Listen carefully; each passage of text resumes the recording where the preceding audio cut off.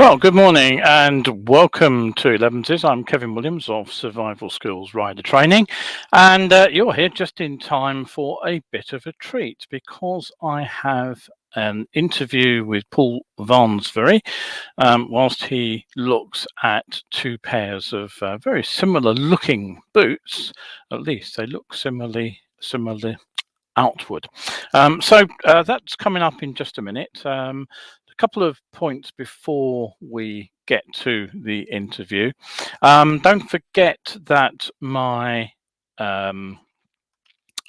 talk tonight is on overtaking. This is my live online talk series event. That's coming up this evening. The link to that is available in the preamble to the show. I will put it up in the comments as well. But tickets are still available. If you get your application in by 6 o'clock tonight, 6 o'clock they shut. Because I need a bit of time to just make sure everybody does get a ticket out on time. So if you do want to come along and watch me talk about overtaking, the pitfalls and some sensible techniques to use, then do pop along. That's tonight at 8 o'clock. That'll go out on my YouTube channel. So do come along and see that. Now, the other thing that I wanted to mention quickly is that I have a ride also coming up. That is going to be up towards Epping and out into Essex. Some lovely roads up there. So if you're interested in that, do come along.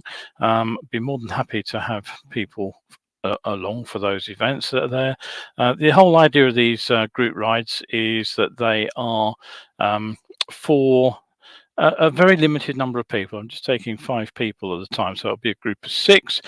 We'll be traveling at a modest pace, so it's not going to be a rocket ship ride by any stretch of the imagination. The aim is to enjoy the riding rather than get to where we're going as quickly as possible, impressing everybody else. None of that. The ride is Saturday, May 28th. It'll be 10 o'clock. And again, if you apply via the my Tidy HQ page, you can book online there. And I've got 2 people booked on it now, so I've got 3 people left. Doesn't cost you anything for that, but you just need a ticket, because what I don't want is people turning up on the day with a dozen mates. It has happened on rides in the past. So we'll be meeting up at 10, leaving not too long after that, and probably be out somewhere till about 1:30, 2 o'clock. That's the plan, with a bit of a lunch break somewhere in between. So, right, that's the Epping ride and the overtaking webinar this evening. Those are the events for the diary. And basically, with no further ado, let's get on with the interview. To the special section of Elevenses today. I've got Paul Varnsverry online with me. Paul, I have known via the internet for quite a long time now, and I did get the chance to meet you just a few weeks ago, didn't I, Paul? But I think we probably corresponded on CE clothing at least a decade ago, back in the days when it was the old level 1, level 2 system. And of course, you were kind enough to appear a couple of years ago as we went into lockdown, for lockdown number 1, when I was running some specials on motorcycle clothing. But today I've got a bit of a puzzler for you, because what I want to do is I want to show you a couple of motorcycle boots. Perhaps, if you like, Paul, you'd just like to tell us briefly a little bit about your background and experience, and what you know about CE approval systems, and specifically with motorcycle boots today. Well, thanks for inviting me along, Kevin, first of all. And I think we might have corresponded initially back in the old CompuServe dial-up days, for anyone who remembers that. I think we may have had some correspondence as long ago as that. So certainly a lot more than 10 years. More than 20 years. But anyway, we'll brush over that. Yeah, we will. Again, thanks for inviting me along. For those who aren't aware of who I am and what I do, I'm sort of a poacher turned gamekeeper in some respects. I used to be involved in the manufacture of motorcycle clothing, first my own company back in the 80s and early 90s.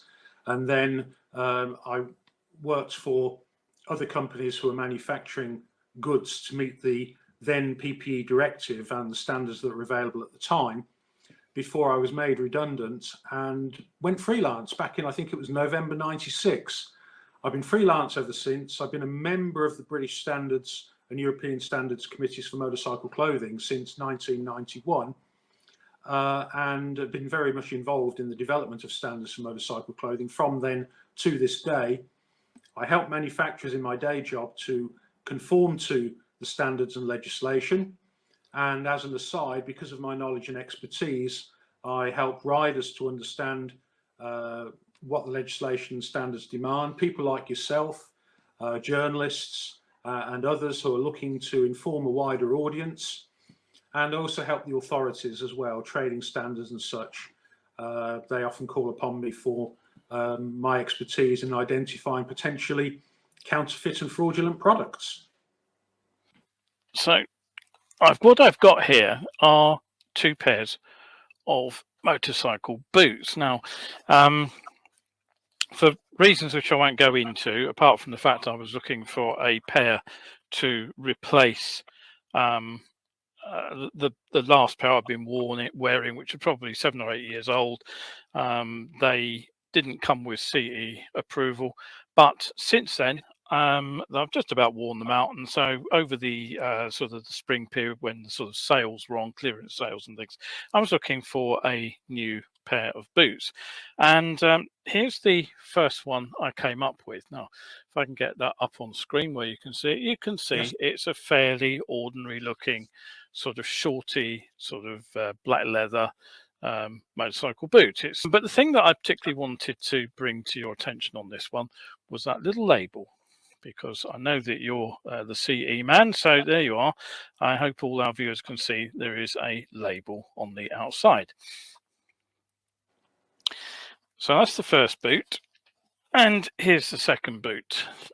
And again, it's very similar. It's a sort of shorty style motorcycle boot. And once again, it's got the fairly sort of standard Velcro style enclosure and the expanding bit to help you get your foot in. No little CE label on the outside this time, but what you do have, if I bend the fabric over and put towards the camera lens, you can see there is a label actually sewn into the boot. So you've got your little pictogram of person riding a motorcycle, and you can see the CE label on the inside of the boot. Now, the difference between the 2 boots was this. The second boot, the one I've just showed you, came with one of these. So this is a little booklet which has the standard on the outside, and if you flick it open, it has various pages of information in different languages about the CE standard. So, and picture there of the actual protective elements of the boots, and lots more besides. So that's the little booklet that comes with it. Now, the first boot I showed you, the one which has the CE pictogram on the outside, that one didn't come with a label. Anything you want to comment at that point, Paul? Okay, boot 1 and boot 2. Boot 1, the taller boot with the CE and the pictogram on the outside, I would expect to see within that boot a label the same as the one you showed in the second boot, fitted inside. Because if that boot is fully conforming to European standard EN 13634, which is the standard for motorcyclist boots, it will be required to have the official pictogram inside and information on the performance classes achieved by that footwear in the abrasion resistance, cut resistance, and transverse rigidity tests. Now, there was a change in the standard between 2015 and 2017, where a fourth digit was added to the three numbers. And the latest version of the standard, a boot can be either 1 or 2, level 1 or level 2, in terms of the height of the boot, whether it's a lower boot or a taller boot. That will get you a 1 for a lower boot, a 2 for a taller boot as the first digit, and then abrasion resistance, cut resistance, transverse rigidity. Those are the second, third, and fourth digits, and they will also get a 1 or a 2. 1 for a lower level of performance, 2 for the highest level of performance recognized by the standard. So I would expect to see one or other label in that boot, either the 2015 version if it's an old boot, or the 2017 version if it's a much newer boot. Right, okay, so here is the label that's inside the boot. You've got that one there, which tells you presumably what the waterproof material is, and you have a size label. So sizing and material composition, but nothing about how the boot itself has fared in testing, if it has indeed been tested. Nothing in that particular boot, no. Okay. And the other boot does have a CE label. No, I didn't notice that because I only looked in one boot. Is that 3 digits? It's 222 WR, so 222 water resistance. Okay. Is that what does that tell me? Well, really, the label should be in both boots. That one has the material, the construction, and then it has the Hippora. Yes, the brand, tag. Yes, yeah. And the size label. What's that down to the right, just off screen there? Oh, hang on. There's the CE label. It's on the other side. So both boots have a labeling on that second pair, the lower pair. Yep, there they are. Okay. Well, again, the first pair should have the same. And, yeah. And the idea there is if the boots were separated somehow, and there was an evidential need to establish the status of the boot, if there's a label in both boots, whichever boot remains is not lost. The evidence is there. So back to this one here. When I bought it, I kind of put it on and I thought, you know what, this isn't very comfortable. Something not feeling right about this. So what I did was when I took my foot out, the actual sock, the waterproof sock, pretty much came out with my foot, which isn't ideal. Obviously, it's a bit like turning a glove inside out. You're trying to get it all back in again is never a great idea.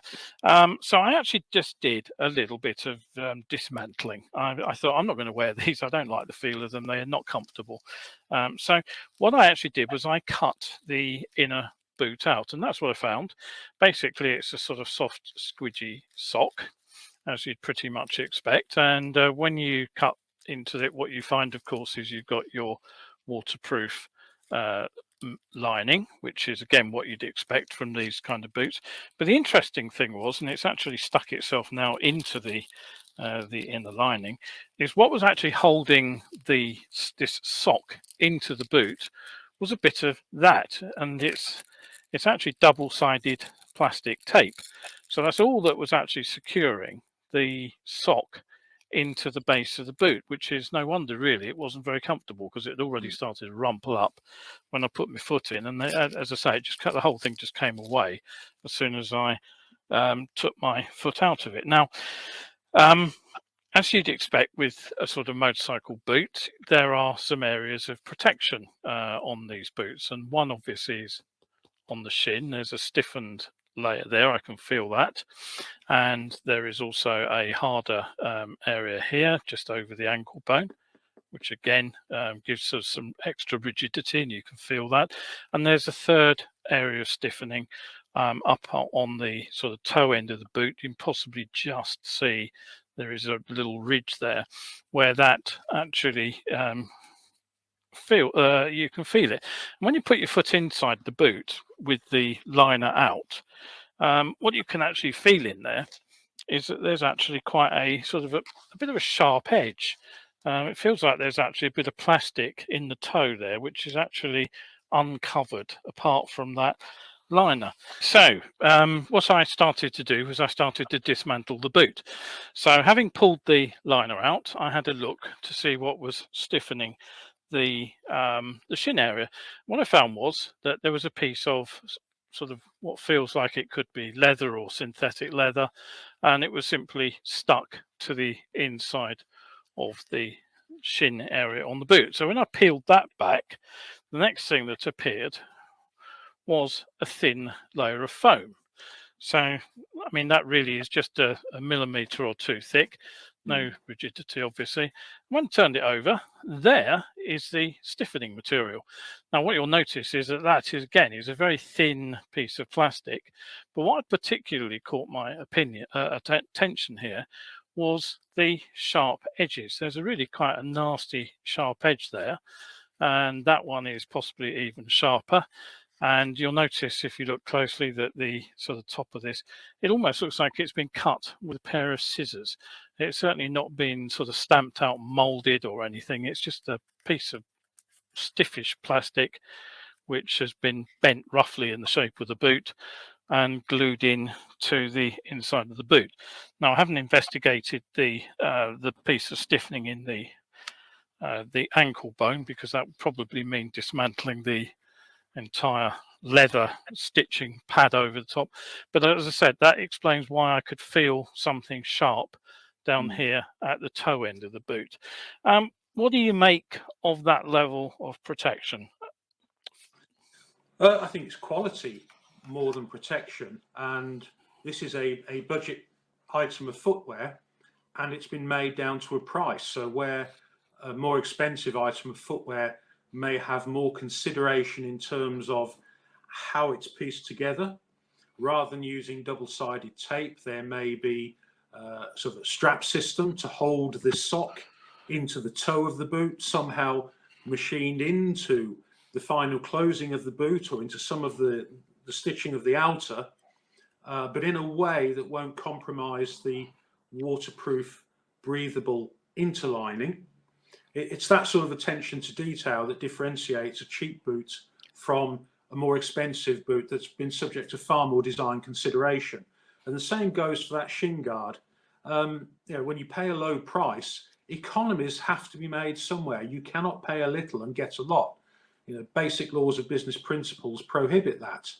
You know, unless it's bankrupt stock or clearance, you're not going to get high quality at a bargain price. They're incompatible. So economies have to be made somewhere, and that's what you're seeing with that boot. They're not radiusing the edges. It would be a simple thing to do to radius those edges to make the boot more comfortable, but that takes a few seconds. And if they're making these boots, turning them out 10 to the dozen to achieve a very low ex-factory price, every penny, cent, rupee, whatever, spent on making the product better, all goes onto the ex-works price, and ultimately it gets paid by the consumer. And if the consumer is only prepared to pay a certain manufacturer's recommended sale price, anything that takes that boot above that threshold is less likely to sell in the volumes they need to sell in order to make their profit. Right, okay, fair enough. Now, what I will tell you then is that this particular boot cost me just under £50. So yeah, I wasn't looking for a super duper sort of Marc Marquez style protective piece of kit. You know, I suppose what I was expecting would be something equivalent to the sort of level A sort of reinforced denim of clothing, something along those lines, something suitable for sort of low speed use, but not fast road riding or racetrack, certainly not racetrack. So 50 odd quid for those, which, you know, you'll find lots of boots and things on the market at 50 odd quid. Now, here's the interesting thing, because this is the second boot that I bought. This one came from another online supplier, and this one, as we saw, has got the full CE approval, and the whole boot just feels better made. I know I haven't dismantled this one because I'm actually going to wear it, but how much do you think I paid for this one compared with the other one? The answer is, I won't put you on the spot and attempt to get you to guess. The answer is it cost me about £12 more than the first boot, because this one genuinely is a sale item. There are limited stocks, limited sizes, and yeah, it's exactly what I was looking for. It's I think a sort of reasonably made boot. Again, nothing special, but at an affordable price, and I think that's what a lot of people will be looking for. I was looking for sort of remaindered stock at the end of the winter, and I think this is what I found with this boot. My worry is that the average person won't obviously start dismantling boots to see what's inside them. They will just put them on their feet and hope for the best. I suppose the question at this point is again, it's consumer confidence, isn't it? A lot of and consumer education.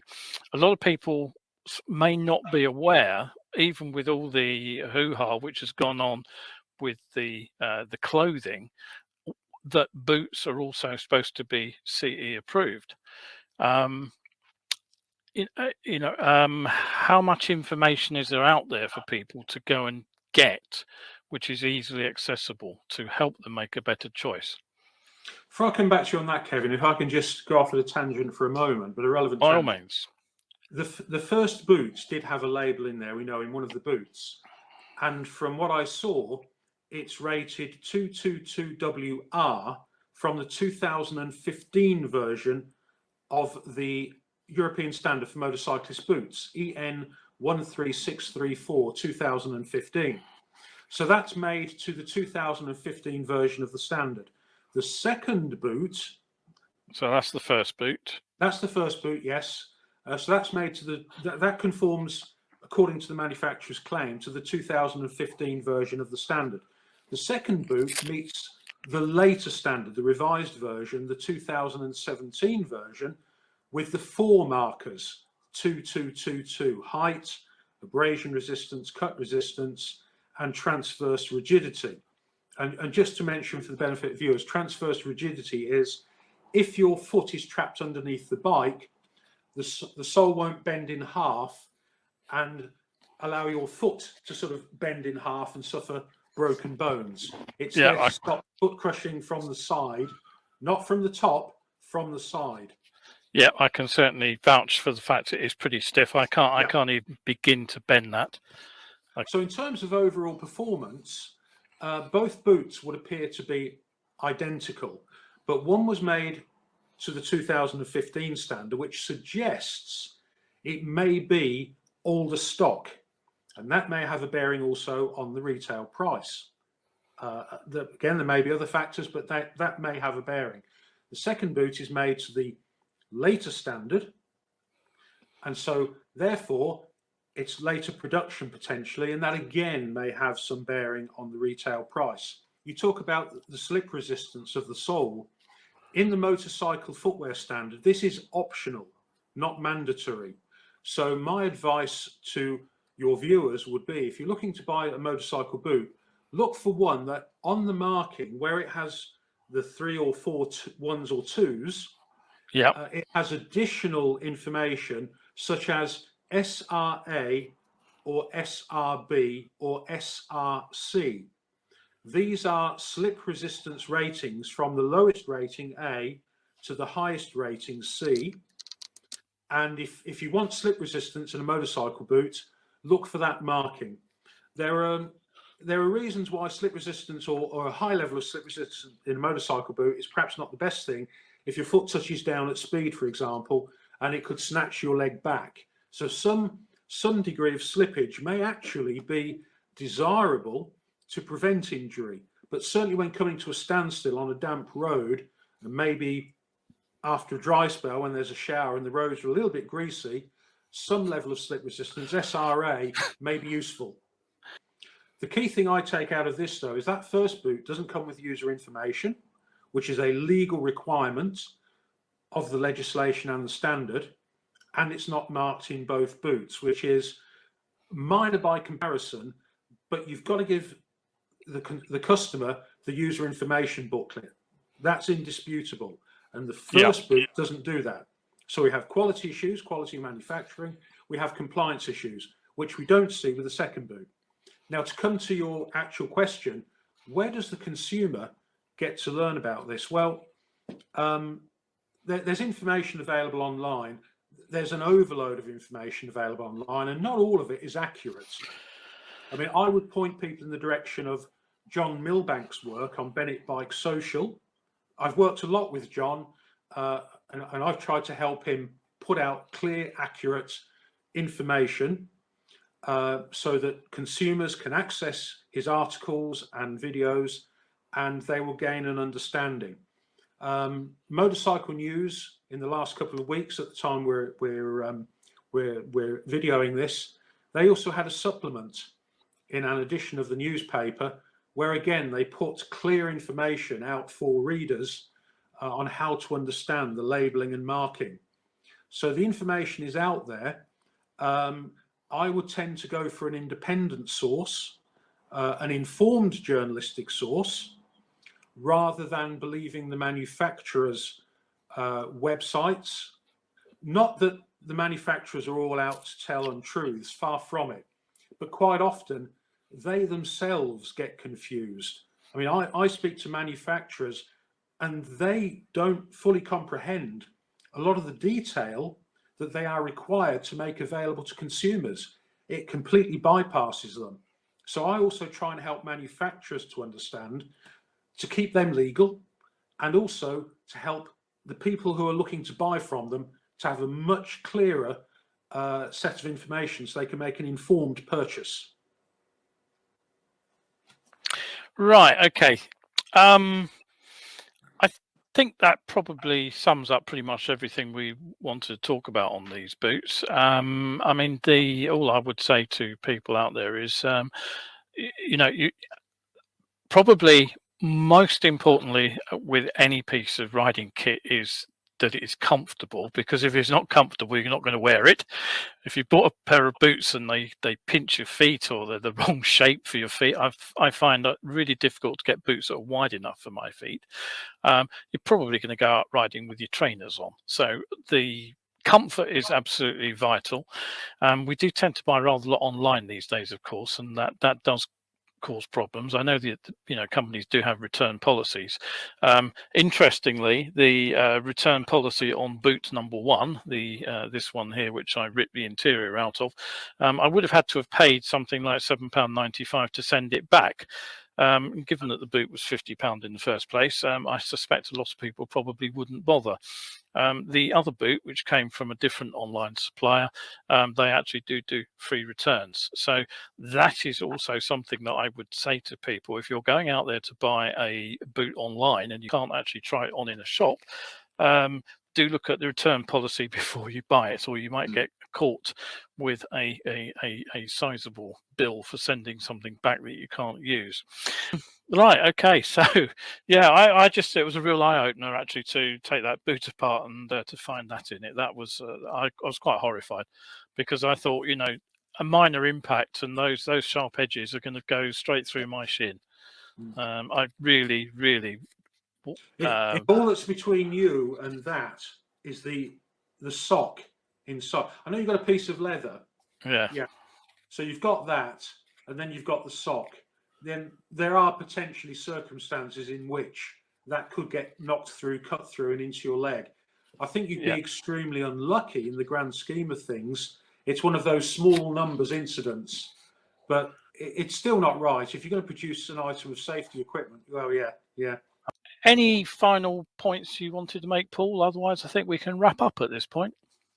My advice would be to buy online from a reputable motorcycle source, either one of the specialist supermarkets or a retailer who has a physical shop and is also selling online.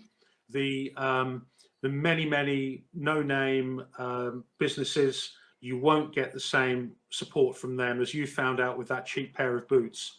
If you want to send them back, there's a charge, whereas the more established retailers have a returns policy that's more favourable to the consumers. So deal with the businesses who are dedicated to motorcycling and are enthusiastic motorcyclists. You'll get a far better service from them. That's been my experience. That's the sort of organisations I deal with if, as and when I buy online. But generally, I will go into a retailer and purchase from a retailer. Okay, sound advice there, I think, from you, Paul. Thank you very much for your time again. I'm sure all the viewers will find it incredibly interesting, not just seeing what's actually inside a cheap boot, but also getting some help on actually choosing some sensible footwear. So thank you very much again. My special guest today has been Paul Varnsverry. Thank you, Paul. Once again, you're very welcome, Kevin, and thank you for inviting me along.